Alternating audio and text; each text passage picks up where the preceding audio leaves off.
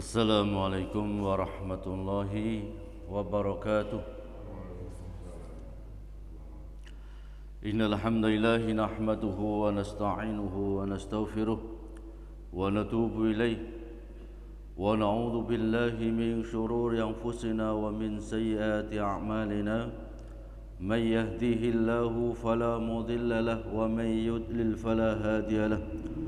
أشهد أن لا إله إلا الله وحده لا شريك له وأشهد أن محمدا عبده ورسوله اللهم صل وسلم وبارك على نبينا محمد وعلى آله وصحبه أجمعين وبعد. Jamaah salat subuh yang dirahmati Allah Subhanahu wa taala, alhamdulillah kita memuji dan bersyukur kepada Allah Subhanahu wa taala atas melimpah nikmat dan karunia yang telah Allah limpahkan kepada kita. Salawat dan salam semoga tetap tercurahkan kepada junjungan Nabi kita Muhammad sallallahu alaihi wasallam, kepada keluarga beliau, para sahabat beliau dan umat yang senantiasa istiqamah di dalam menempuh jejak beliau yaumil qiyamah. Jamaah rahimakumullah, kita dengan kajian kitab Taisirul Alam Syarah Umdatul Ahkam, yang mana pada beberapa waktu yang lalu kita telah selesaikan hadis nomor 5 dari kitab Umdatul Ahkam, dan untuk pagi hari ini kita akan lanjutkan al-hadisus sadis, hadis yang ke-6 dari kitab Umdatul Ahkam. Al-hadisus sadis an Abi Hurairah radhiyallahu ta'ala anhu anna Rasulullah sallallahu alaihi wasallam qala idza saribal qalbu fi ina'i ahadikum falyaghsilhu sab'an wa li muslim ulahunna biturab. Walahu min hadis Abdullah bin Mughaffal anna Rasulullah sallallahu alaihi wasallam qala idza walagal qalbu fil ina'i faghsiluhu sab'an wa firuhu saminata biturab. Dari sahabat Abu Hurairah, semoga Allah meridainya,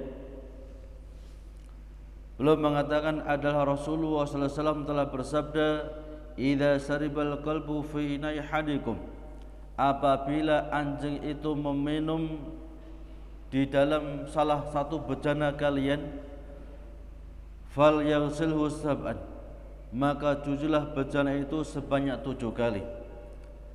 Dalam riwayat Imam Muslim ada tambahan ulahunna biturab, yang pertama kali harus dengan menggunakan tanah.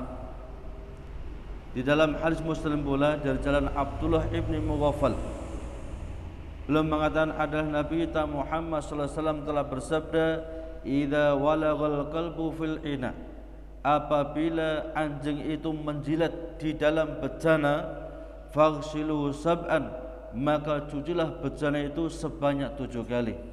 Wa firusa minata biturab, dan untuk kedelapannya maka dicuci dengan disertakan menggunakan tanah. Nabi sabdakan idza walagha, mudaratnya itu yalaghu, ya,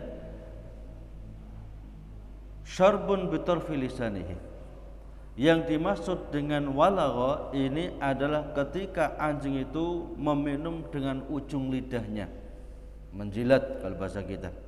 Wa huwa ayudhila lisanahu fil ma'i wa ghairihi min kulli ma'in fayuharriku walau lam yashrab. Bahkan kalau walagha, ya, itu memasukkan lesannya, memasukkan lidahnya ke dalam air atau yang lainnya yang basah dan menggerakkannya walaupun dia enggak sempat meminumnya, itu walagha. Tapi kalau syariba itu telah pasti meminumnya walaupun hanya sedikit.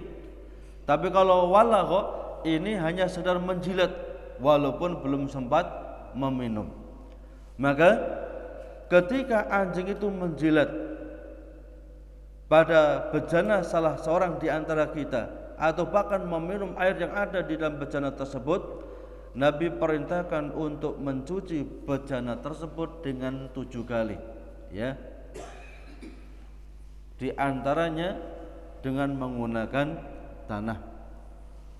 Al-Musnad Ismaili, makna secara global hadis ini, lamma kanal qalbu minal hayanatil mustaqrahah allati tahmilu katsiran minal aqdar wal amrad amara syarul hakimu bi ghuslil ina'i alladhi wuligha fihi sab'u marratin al-ula minhunna mahsubatun bit-turab liyatil ma'u ba'daha. Disebabkan anjing itu termasuk hewan yang sangat-sangat dibenci, berbahaya, yang mana anjing ini dia membawa banyak sekali penyakit, bakteri, ya, dan juga virus. Maka amara syarul hakim, Allah Subhanahu wa taala perintahkan kepada kita untuk mencuci bejana yang dijilat oleh anjing, dicuci sebanyak 7 kali.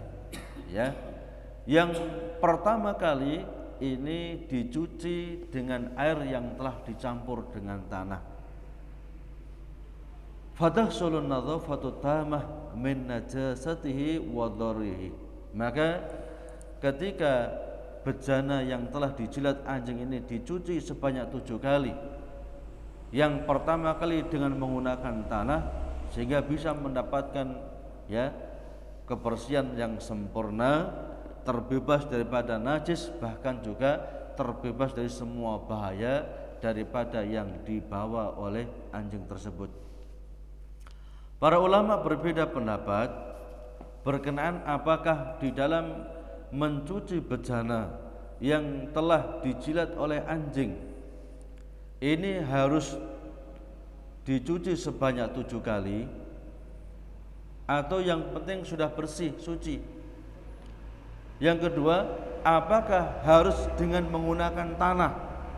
Apa tidak bisa ketika diganti dengan sabun atau selainnya?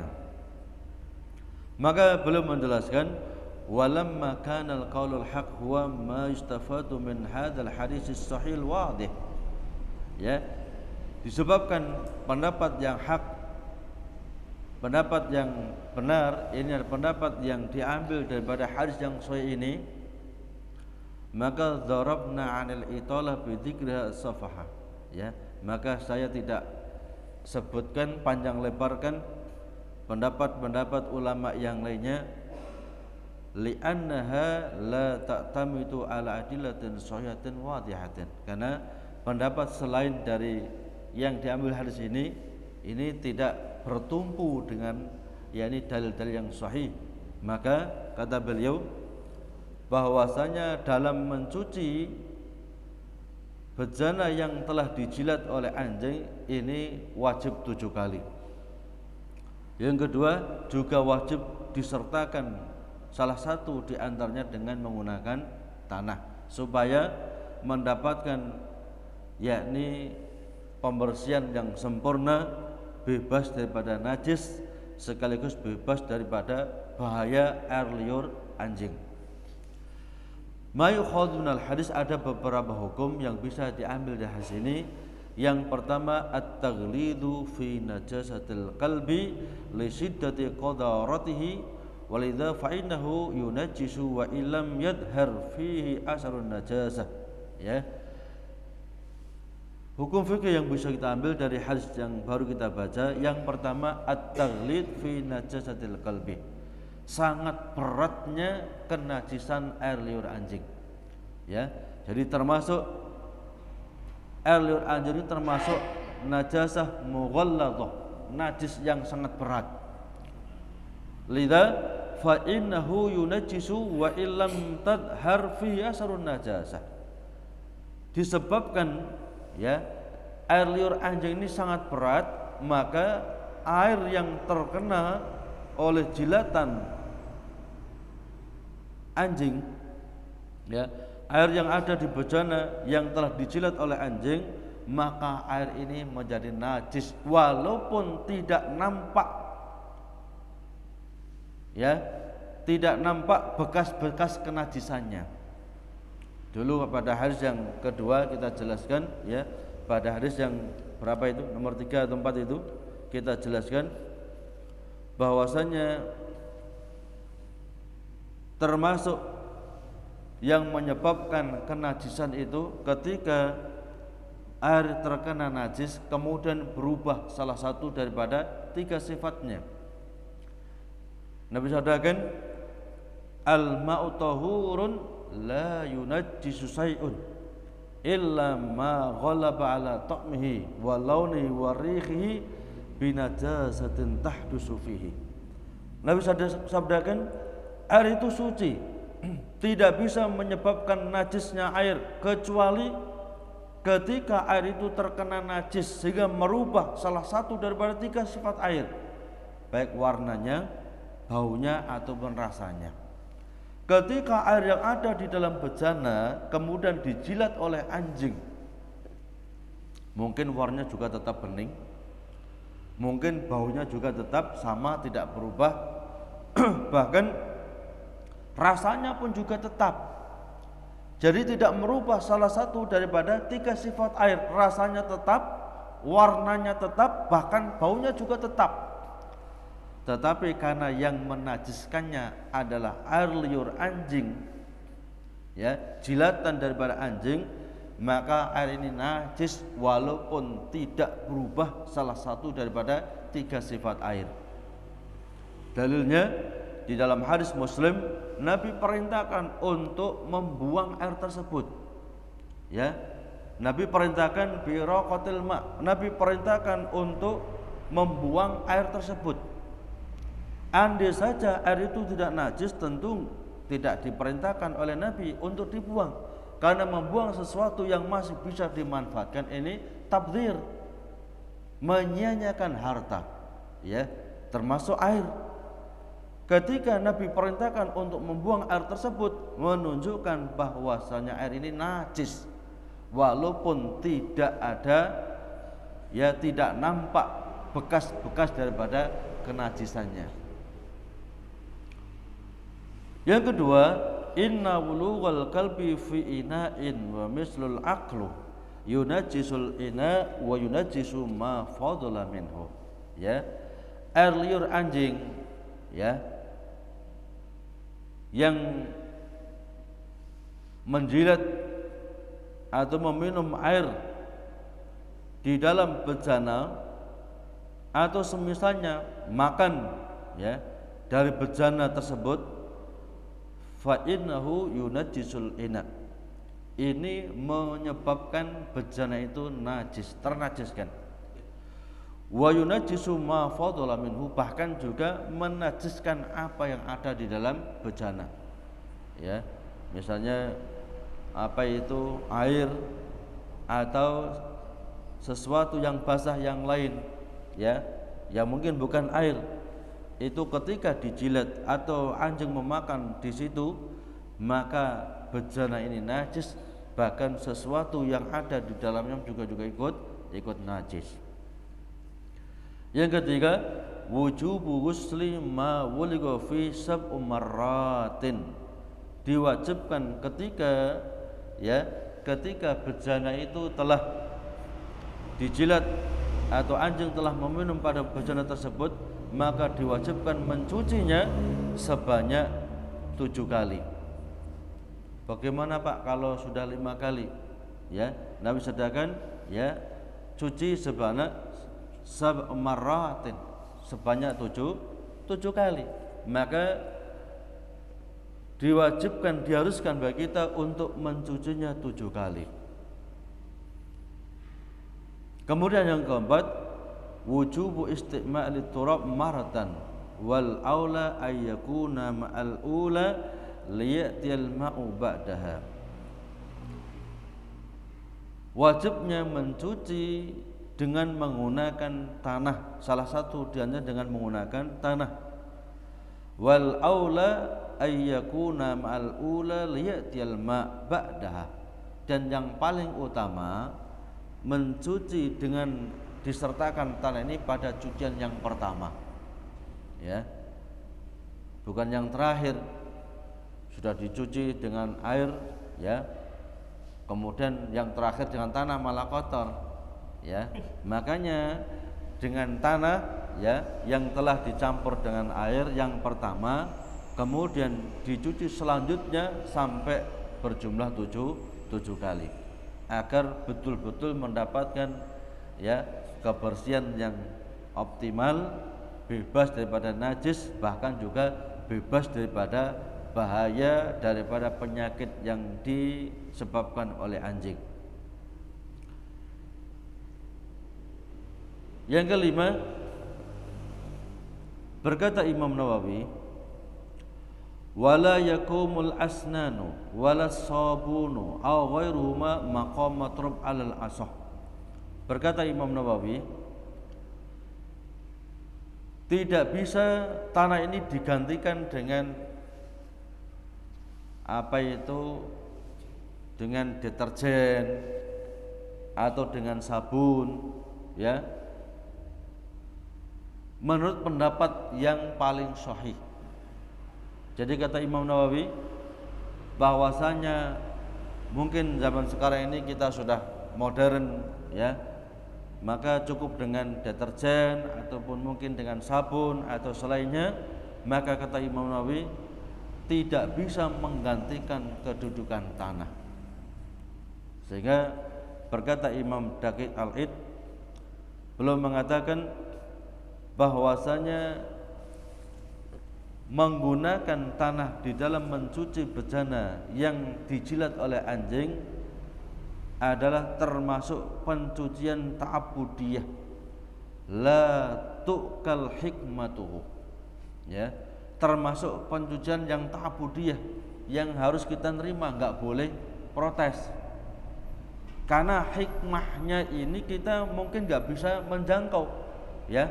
Apa hikmahnya? Mengapa Nabi kita Muhammad SAW perintahkan di dalam mencuci bejana yang telah dijilat oleh anjing harus disertakan di dalamnya dengan menggunakan tanah?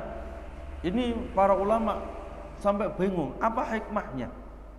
Kemudian di zaman modern sekarang ini baru diketahui dengan adanya mikroskop dan sebagainya, diketahui ternyata pada air liur anjing ini makrubatin wa amradun fattakah la yaziluhal ma'u wahdah. Di dalam air liur anjing itu ada di dalamnya makrubat, mikrobat, ya, kuman-kuman dan penyakit-penyakit yang sangat berbahaya yang air saja tidak cukup untuk menghilangkan mikrobat ini, ya. Jadi mengapa di dalam mencuci bejana ini harus menggunakan tanah? Baru zaman modern diketahui ternyata pada air liur anjing itu ternyata banyak mikrobat, ya, ataupun penyakit yang sangat berbahaya yang ketika air digunakan untuk mencuci hanya air saja ini belum mencukupi, nggak mampu, sehingga harus dengan menggunakan tanah.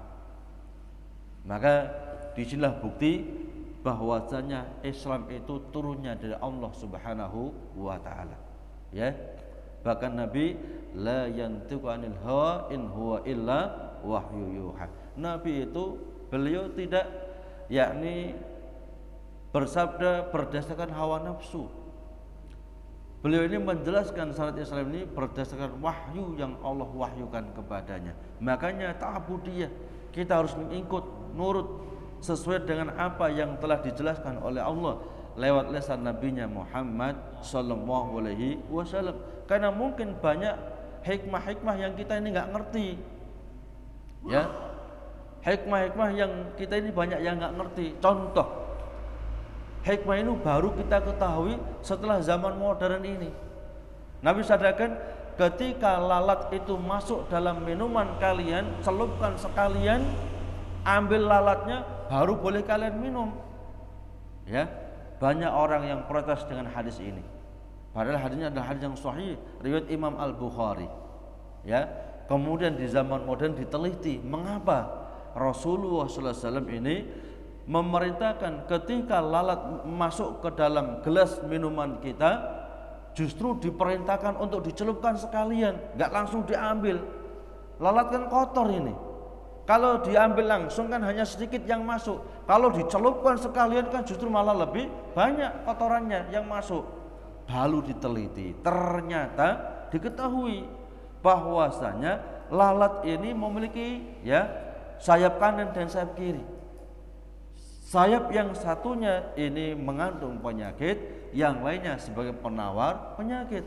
Ya, sehingga walaupun minuman telah dimasuki lalat, ketika lalat dicelupkan sekalian kemudian diambil, ya, dibuang, ini penyakit yang disebabkan lalat gak ngefek kepada kita, justru membuat kekebalan kita semakin kuat. Ya. Tapi kalau begitu masuk langsung dikeluarkan lalatnya, mungkin besoknya langsung mencret itu, ya. Dan penyakit perut yang lainnya. Ini Masya Allah, Nabi kita ini tidak bersabda berdasarkan hawa nafsu, in huwa illa wahyu yuha, kecuali berdasarkan wahyu yang Allah wahyukan kepadanya. Makanya wajib taslim, wajib kita untuk yakni mengikut kepada apa yang telah menerima, kepada apa yang telah disampaikan Nabi kita Muhammad SAW. Karena banyak hikmah yang kita ini nggak bisa mengetahuinya. Kemudian yang terakhir, zahirul hadisi annahu amun fi jamil kilab, amal kilab allati adina syar'u bi ittikhadhiha mislu kilabi sayd wal hirasah wal masyiyah, faqad qila inna ijabal ghusli ala ma yakhsulu minhu fi harajin, farrukhsatu bi ittikhadhiha qarinatun taqutu ila takhsisi tasbih bi ghairiha. Zahir hadis ini menyangkut seluruh anjing. Hanya saja syariat membolehkan, memberikan keringanan kepada kita, boleh untuk yakni memelihara anjing yang digunakan untuk sayd, berburu, ataupun anjing untuk hirasah, anjing untuk sebagai penjaga daripada hewan ternak kita. Maka syariat ketika mengizinkan untuk menjadikan, untuk yakni memelihara anjing berburu atau anjing untuk menjaga tanaman kita, ternak kita, ketika diharuskan nyuci seperti itu, ini memberatkan. Makanya ketika syariat memberikan rukhsah, dispensasi untuk bisa memelihara anjing ini, maka juga dikasih dispensasi untuk mencucinya. Artinya tidak harus sebanyak 7 kali, ya, dan juga tidak harus dengan menggunakan tanah. Tapi paling tidak harus betul-betul sungguh-sungguh, ya. Karena biasanya kalau anjing peliharaan ini biasanya dikasih macam-macam, ya. Mungkin dikasih imunisasi atau dikasih macam-macam, sehingga tidak seperti anjing yang liar, ya. Penyakitnya, ya, luar biasa. Tapi kalau anjing peliharaan ini biasanya lebih ringan, ya. Dia biasanya disuntik untuk membebaskan, ya, membebaskan kita dari penyakit mikroba yang ada pada air liurnya. Insya Allah ketika syarat ini telah memberikan izin bagi kita untuk memelihara anjing berburu atau anjing untuk memelihara tanaman, hewan ternak dan sebagainya, ini pun juga memberikan rukhsah, dispensasi dalam mencucinya, insya Allah. Artinya ya mungkin bisa 3 kali atau bisa 5 kali, selama itu memang betul-betul kita yakin telah benar-benar suci dan benar-benar telah bebas dari semua penyakit yang ditimbulkannya. Allah lebih besar. Jamaah rahimakumullah, mungkin ditanyakan, saya persilakan.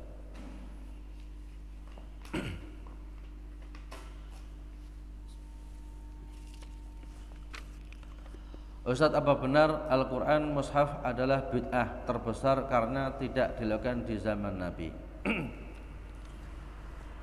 Kalau dikatakan bid'ah secara lughah benar, tapi kalau bid'ah secara syar'i maka salah.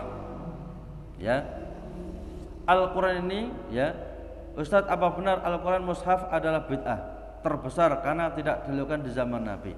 Di zaman Nabi Al-Quran telah ditulis, ya, ditulis di pelepah-pelepah, ditulis di batu-batu, ditulis di kayu-kayu, ya. Bahkan Nabi melarang untuk menulis hadis. Apa tujuannya? Supaya tidak tercampur antara Al-Quran dengan hadis.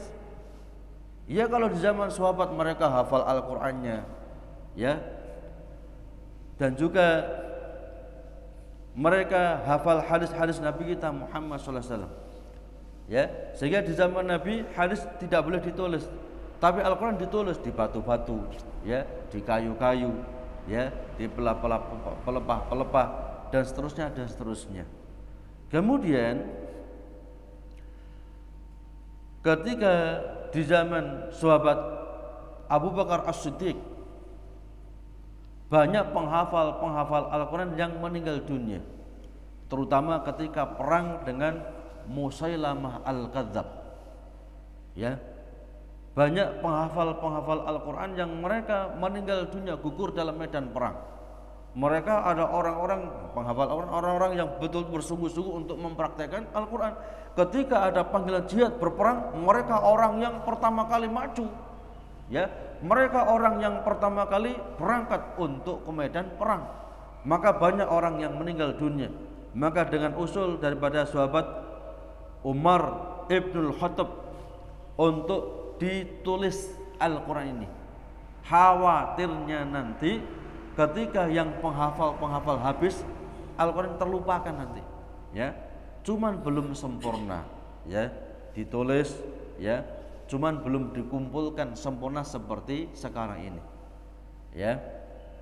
Kemudian disempurnakan dengan betul-betul sempurna ketika di zaman sahabat Utsman ibn Affan, sehingga mushaf kita ini disebut mushaf Utsmani, ya. Mengapa Utsman ini membukukan mushaf Al-Quran hanya dalam satu bahasa, ya, satu qiraat, ya? Karena dikhawatirkan, karena kaum muslim ini ilmunya semakin berkurang, ya. Padahal Al-Quran itu dalam tujuh bacaan, ya, 7 bacaan. Yang kita kenal hanya satu bacaan hafaz, seperti yang kita punya Al-Quran ini bacaan hafaz, ya. Mengapa Utsman menyatukan Al-Quran dalam satu bacaan hafaz? Khawatirnya terjadi perselisihan di antara kaum muslimin. Sama salah, ini salah, yang benar ini. Padahal bacaannya itu dalam 7 bacaan. Wadduhi, silakan benar. Cuma nanti lanjutnya juga bacanya sama, nggak boleh campur-campur. Bacaan hafaz, bacaan yang lainnya, bacaan nggak boleh, ya. Kalau hafaz terus, ya, demikian. Jadi kalau dikatakan pembukuan mushaf Al-Quran itu bid'ah secara syar'i, ini orang ini nggak pernah baca sejarah ini, ya. Bagaimana sejarahnya? Nabi nulis itu, ya, ditulis itu. Bahkan ada penulis wahyu yang disampaikan Nabi kita Muhammad SAW, ya. Adapun kalau dikatakan bid'ah secara lughah, maka benar, ya. Beda bid'ah secara lughah, bid'ah secara syar'i ini beda. Kalau bid'ah secara syar'i ini berkaitan dengan din dan itu pasti sesat. Tapi kalau bid'ah dalam definisi lughah ini bisa wajib, bisa sunnah, bisa makruh, bisa mubah, bisa haram. Contoh bid'ah secara lughah, ya, seperti ini, apa ini? HP Android. Ini bid'ah ini. Cuman bisa wajib. Ketika orang nggak bisa taklim kecuali dengan HP Android, wajib ain dia punya HP Android. Misalnya orang-orang ujung, ya, di ujung bumi sana, atau mungkin orang-orang yang tinggal di hutan yang mereka nggak bisa taklim kecuali pakai HP Android. Punya HP Android hukumnya wajib ain, ya. Dia bisa taklim tapi nggak bisa optimal, ya. Taklimnya sedikit-sedikit, bisa optimal ketika pakai HP Android, hukumnya sunnah. Tapi kalau pakai Android justru untuk berbuat haram, melihat ya gambar-gambar yang haram, maka punya HP Android waktu hukumnya haram. Ya, paham ya? Jadi bid'ah dibagi 5, itu wajib, sunnah, mubah, makruh, haram. Itu bid'ah dalam definisi lughah. Ya, termasuk kereta api. Dalam zaman Nabi nggak ada kereta api, itu bid'ah itu. Bid'ah secara lughah ya, bisa wajib, bisa sunnah, bisa mubah, bisa makruh, bisa haram. Kalau kereta api untuk yakni melancarkan perjalanan, maka yang mana kalau nggak pakai kereta api nggak memungkinkan untuk menempuh perjalanan yang itu sangat-sangat penting, dituntut, maka wajib. Ya, termasuk sekarang ini kita haji dengan menggunakan kapal terbang. Saya mau seperti Nabi pakai onta, ya budal sana. Ya, gila itu malah. Bisa dikatakan orang yang gila itu. Wong Allah telah mudahkan dengan transportasi udara yang begitu mudahnya, enaknya, mengapa harus pakai onta? Ya, jadi perlu difahami, bid'ah itu ditinjau dari lughah, itu bisa wajib, bisa sunnah, bisa mubah, makruh ataupun haram. Tapi kalau bid'ah secara syar'i, maka semuanya adalah haram. Demikian.